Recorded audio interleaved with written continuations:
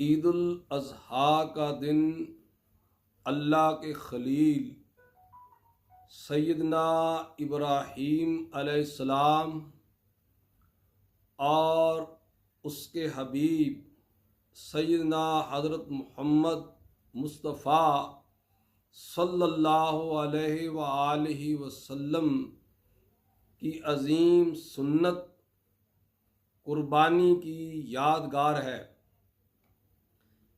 लेकिन इसके साथ ईद उल अज़हा की रात भी इस्लामी लिहाज से बहुत बड़े मकाम की हामिल है।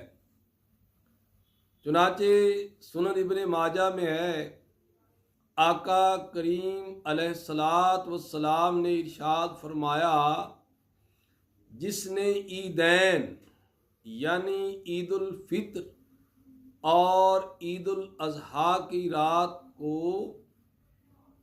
सवाब की नीयत से इबादत की, उसका दिल मुर्दा ना होगा जिस दिन दिल मुर्दा हो जाएंगे।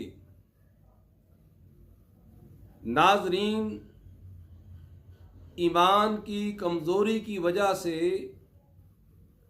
इंसान का दिल मुर्दा हो जाता है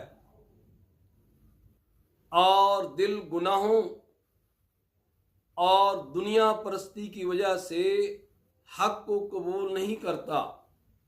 और यही कैफियत दिल के मुर्दा होने की, जब क़यामत का खौफ होगा, वहाँ हसरत होगी, तो वहाँ भी दिल मुर्दा होंगे।